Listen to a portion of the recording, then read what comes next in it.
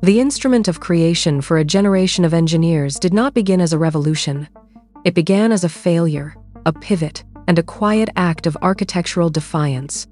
This is the untold story of Visual Studio Code, the editor that conquered the world of software development not through marketing might, but through a singular, relentless focus on performance, control, and the quiet dignity of a tool that simply works. To understand the rise of Visual Studio Code, one must first understand the man who led its creation. In 2011, Microsoft recruited a Swiss computer scientist named Eric Gamma. Gamma was not just any engineer, he was a legend. He was one of the 4 co-authors of the seminal 1994 book, Design Patterns: Elements of Reusable Object-Oriented Software, a text that codified the grammar of object-oriented programming. Alongside Kent Beck, he had created JUnit, the software testing framework that became one of the most influential testing frameworks in Java and helped popularize automated unit testing and test-driven development. Most pertinently, he had been the development team lead for Eclipse, the Java-based, integrated development environment that was, at the time, a dominant force in the industry. Microsoft brought Gamma in to lead a greenfield project, an endeavor with no specific direction and nearly no restrictions. This project was codenamed Monaco, and its goal was deceptively simple: to build a code editor that could run in a web browser. The initial vision was to provide a lightweight way for users of Microsoft Azure to edit their websites directly from the cloud. Monaco was a browser-based tool, a collection of components for browser-based development that would eventually find its way into products like Azure DevOps, the Office 365 development tools, and others. The project was written from the ground up in a then-nascent Microsoft language called TypeScript, a decision Gamma would later credit as essential to the project's longevity and flexibility. Monaco, however, failed to attract a significant user base in its original form. Gamma later recalled that the browser-based editor had only about 3,000 monthly users. For a company the size of Microsoft, this was an irrelevance. The project would have to grow by 10 times or more to remain relevant. The pivot came in 2014. The team made a radical decision that ran counter to the prevailing logic of the industry. Instead of building a native desktop application, they would take their web application and wrap it in a framework called Electron, which combines Google's Chromium browser engine with Node.js, enabling developers to build cross-platform desktop applications using web technologies. This was a web application that became a desktop application, an inversion of the normal flow of technology. The effort to transform the technology into a desktop editor became Project Tino. It was aimed squarely at a new generation of developers, those born on the web, who needed to build and debug multi-platform applications for Node.js and cross-platform.net. The team made another foundational decision. They decided to use no user interface frameworks whatsoever. This was not mere stubbornness. Gamma and his team understood that performance was paramount. By writing everything themselves, they could control every pixel, every keystroke, and every millisecond of latency. They did not want their editor's destiny to be tied to the update cycle or the performance characteristics of a third-party library. This commitment to control, combined with other architectural choices such as asynchronous operations, worker processes, language servers, incremental computation, and isolation between the editor and extension host, would underpin the editor's responsiveness, even when loaded with dozens of extensions. The architecture itself is a study in careful separation of concerns. The Monaco editor is the core code editing component, handling syntax, highlighting, text manipulation, and the rendering of characters on screen. The workbench is the surrounding application, providing the file explorer, terminal, search, source control, and panels that give VS Code its character as an integrated development environment. Extensions, the lifeblood of the ecosystem, run through an extension host, a separate process that isolates them from the core editor. This means that a misbehaving extension is less likely to freeze the main interface, though it can still harm performance, access sensitive files, or compromise the developer's machine, as the security section will later explore. Language servers, another critical component, allow language intelligence, such as completion, navigation, and diagnostics, to operate outside the core editor, ensuring that even complex language features do not slow down the editing experience. Visual Studio Code was announced to the public at Microsoft's Build Developer Conference in April of 2015. The initial reaction was one of curiosity, but few could have predicted what would happen next. Within months, the source code was made open source under an MIT license, a move that was still somewhat surprising for Microsoft at the time. The editor was lightweight, cross-platform, and, crucially, free. The first major competitor in its path was Atom, a project from GitHub that had been released the year prior. Atom shared many of the same goals. It was cross-platform, hackable, and built on web technologies. However, VS Code distinguished itself by being more feature-rich out of the box, while maintaining superior performance. VS Code handled large files far more efficiently than Atom. This technical edge, born from the team's foundational decision to avoid UI frameworks and reinforced by a more controlled extension architecture, meant that while Atom had the hacker ethos, VS Code had the stability and speed professionals demanded. Atom helped prove the viability of web-based desktop editors, but VS Code converted that model into a more stable professional platform. GitHub later discontinued Atom after Microsoft had acquired GitHub, a move that cannot be presented as pure proof of market selection but which certainly cemented VS Code's position. This dominance is not a matter of opinion, it is a matter of hard data.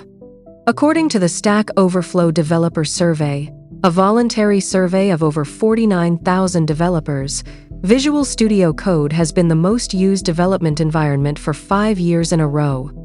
In the 2025 survey, it registered a usage rate of 75.9% among all respondents and 76.2% among professional developers. This is more than double the usage of its nearest competitor. The secret to this entrenchment is the extension ecosystem. The Visual Studio Code marketplace, as of late 2025, contained over 100,000 extensions. These extensions, ranging from simple color themes to full-blown language support for Python, Java, and C++, transform the editor from a simple text manipulator into a powerful integrated development environment tailored to any conceivable workflow. This technical sophistication has attracted a wide array of users, from solo hobbyists to the largest organizations on the planet. GitHub Codespaces provides cloud-hosted development environments, allowing developers to code entirely in the browser, a return to Monaco's original ambition. Eclipse Theia uses the same extension model for vendor-neutral cloud tools. Engineering organizations use remote development to work inside containers, remote servers, or Windows subsystem for Linux, solving the problem of environment consistency across teams. Microsoft itself uses Monaco inside Azure and other web products. The extension marketplace has become the central nervous system of modern software development.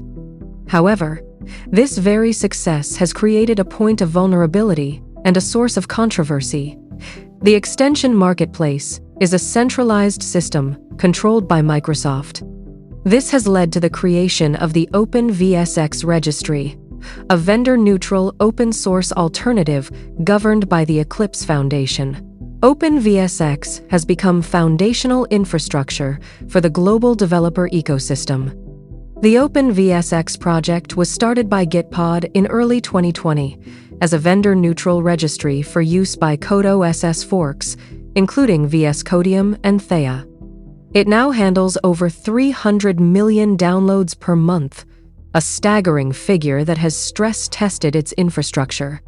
The problem is that the OpenVSX registry has far fewer extensions than the official Microsoft marketplace, creating a fragmentation problem where developers using forks of VS Code such as VS Code, cannot easily access the full ecosystem. This technical fragmentation leads directly to a legal and commercial controversy.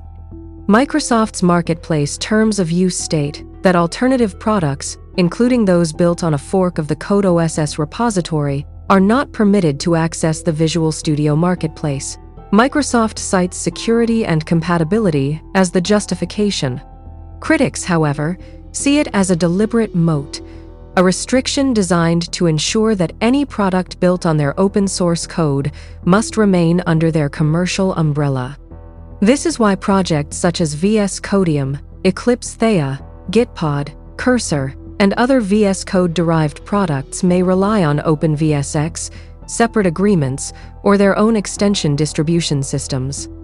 In early 2023, the OpenVSX registry nearly had to be decommissioned due to a lack of funding, before a new working group was formed to save it. Companies including Amazon Web Services, Google, Salesforce, Huawei, Siemens, Posit, Cursor, and others have supported vendor-neutral extension infrastructure because too much of the development ecosystem depends on Microsoft's marketplace. The financial implications of this control are vast and indirect. Visual Studio Code is free. It generates no direct revenue. Its value is strategic. It is the gateway to Microsoft's entire developer ecosystem. By owning the editor, Microsoft owns the workflow. This strategy was supercharged in 2018 when Microsoft acquired GitHub for $7.5 billion. The integration of GitHub into VS Code was seamless, turning the editor into the front end for the world's largest repository of code. The real revenue engine is not the editor, but the services that sit on top of it. GitHub Copilot, Microsoft's AI pair programmer, is bolted directly into VS Code. By late 2025, GitHub's annual recurring revenue topped $3 billion. Microsoft has said Copilot accounted for more than 40% of GitHub's revenue growth. The editor is the loss leader, the free razor that sells the expensive blades. This has led to industry governance concerns about a monopoly on the development experience. Mike Milinkovich, the executive director of the Eclipse Foundation, has expressed concern about Microsoft's growing dominance. The fear is not just that Microsoft controls the tools, but that it controls the infrastructure of software creation itself. The rise of AI-first editors like Cursor and Windsurf, which are themselves forks of the VS Code codebase, only reinforces this dynamic. They are not replacing the VS Code ecosystem, they are riding it. Cursor, for example, achieved a $29.3 billion valuation in 2025, in part because it could seamlessly leverage the VS Code ecosystem, retaining familiar workflows, settings, keyboard shortcuts, and extension compatibility. Even Google's foray into this space, an agent-focused development environment called Anti-Gravity, is built using the VS Code-derived editor ecosystem. Beyond the macro-level politics of market dominance, there is a more insidious threat lurking within the ecosystem: security. Because the extension marketplace is so open and so critical, it has become a prime vector for attack. In January of 2026, security researchers at Koi Security discovered 2 malicious VS Code extensions that were advertised as AI-powered coding assistants. These extensions, which together had 1.5 million combined installations, contained covert functionality to siphon developer data to servers in China. They monitored files opened in the editor and exfiltrated their entire contents. Other malicious extensions have been found to steal credentials, capture screenshots, and even establish covert remote access to developer machines. The ability to install an extension with a single click is a massive convenience, but it is also a serious software supply chain risk because the development environment contains many of an organization's most valuable secrets. Yet, despite these controversies, the usage of VS Code continues to climb. This is the paradox of its success. It has become so essential, so deeply embedded in the daily routine of tens of millions of developers, that its flaws are simply accepted as the cost of doing business. The editor has also evolved to meet the demands of a new era. Its remote development capabilities allow developers to code inside containers or on virtual machines in the cloud using GitHub Codespaces. This is the fulfillment of the original Monaco vision, a return to the browser, but this time with the full power of the cloud behind it. Visual Studio Code is the invisible infrastructure of the 21st century. It is the quiet hum of the machine that builds the machine. From a failed web project in Switzerland to the most popular development tool on the planet, its journey is a testament to the power of technical excellence and strategic patience. Its importance comes from a central contradiction. Microsoft released the core under the MIT license, allowed competitors to build on it, and established a common interface familiar to millions of developers. At the same time, Microsoft retained control over the official binaries, branding, telemetry configuration, marketplace access, and the most direct integrations with GitHub and Copilot. That is the real untold story. The failed browser editor did not disappear. Its architecture escaped the browser, conquered the desktop, and then returned to the cloud after the rest of the industry had caught up with the original idea.